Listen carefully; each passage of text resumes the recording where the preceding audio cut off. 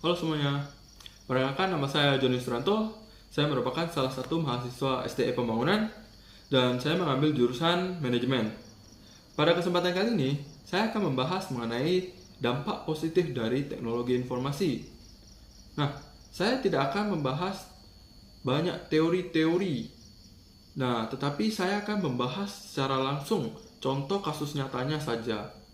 Seperti misalnya dampak positif dari teknologi informasi di bidang pendidikan. Nah, pada saat tahun 2020 pernah terjadi wabah COVID-19 yang dimana sekolah ditutup dan tetapi pemerintah menganjurkan bahwa proses belajar mengajar itu harus tetap berjalan. Bagaimana solusinya? Yaitu dengan cara menggunakan aplikasi Google Classroom, Zoom Meeting, dan Google Form, yang dimana ini sangat memudahkan guru atau siswa melakukan belajar mengajar dan mempermudah akses pendidikan. Dan mungkin kedepannya akan ada lebih banyak pengembangan baru mengenai aplikasi tersebut.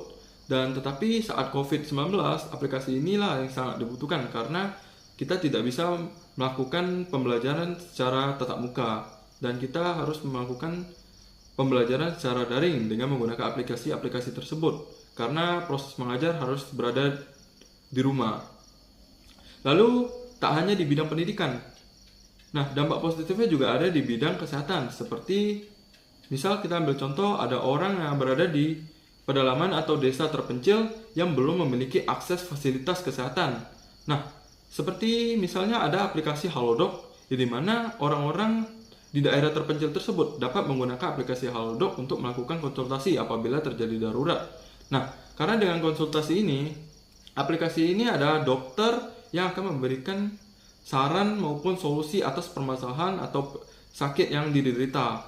Nah, ini adalah aplikasi yang digunakan untuk darurat, semisal di daerah terpencil, karena kita tidak memahami tentang kesehatan atau apapun lah. Sehingga Halodoc atau aplikasi ini sangat memberikan pengaruh yang sangat baik. Lalu tak hanya di bidang kesehatan juga, tetapi ada di bidang ekonomi atau UMKM. Nah, di bidang ekonomi sendiri saat ini adalah perkembangan teknologi industri 4 yang sangat baik. Nah, dengan era modern ini, penjualan maupun pembelian barang tidak hanya secara kontak fisik, tetapi juga menggunakan secara daring, yaitu dengan aplikasi Shopee, Tokopedia, dan Lazada, di mana 3 aplikasi ini dapat melakukan penjualan barang maupun pembelian barang dengan mudah. Dengan memodalkan smartphone doang, kita dapat membeli barang maupun menjual barang atau produk-produk yang kita miliki. Sehingga penjualan produk ini dapat secara online, tidak hanya secara tatap muka, tetapi secara daring juga bisa. Nah, ini juga memudahkan pelanggan dalam mengakses teknologi informasi ke depannya dan dapat memudahkan promosi serta penjualan karena orang-orang sekarang itu akan suka membuka handphone dan melihat marketplace, sehingga marketplace ini sangat berguna. Lalu, di bidang transportasi. Nah, di bidang transportasi sekarang adalah aplikasi seperti Gojek atau Grab. Ini sangat memudahkan pelanggan atau orang-orang yang ingin mencari ojek secara langsung atau secara cepat. Karena dengan aplikasi ini kita hanya memencet pesan saja ojek yang ada di dalam aplikasi tersebut, sehingga ojek tersebut akan datang dan kita tinggal membayarnya saja secara online juga.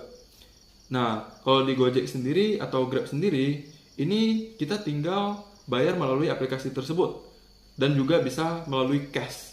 Nah, itu akan memudahkan pelanggan saat memesan aplikasi tersebut dengan aplikasi tersebut. Lalu, di bidang perbankan atau bidang keuangan. Nah, di saat ini era modern, bank-bank khususnya seperti BCA, BRI, atau Mandiri itu juga mengikuti perkembangan teknologi informasi dan mereka juga mengeluarkan metode pembayaran dengan menggunakan smartphone atau metode transfer seperti QRIS atau transfer dengan menggunakan NFC. Dan ini sangat mempermudah pelanggan untuk melakukan pembayaran dan mengakses semua pembayaran atau metode pembayaran. Dan tak hanya di bank-bank saja, tetapi saat ini di smartphone ini atau era digital ini juga sudah ada yang namanya e-wallet seperti aplikasi Dana, OVO, dan GoPay. Dan ini sangat memudahkan pelanggan dalam melakukan pembayaran maupun membayar cicilan kredit serta membayar pembelian online seperti itu. Mungkin itu saja yang dapat saya paparkan mengenai pembahasan kali ini mengenai dampak positif dari teknologi informasi.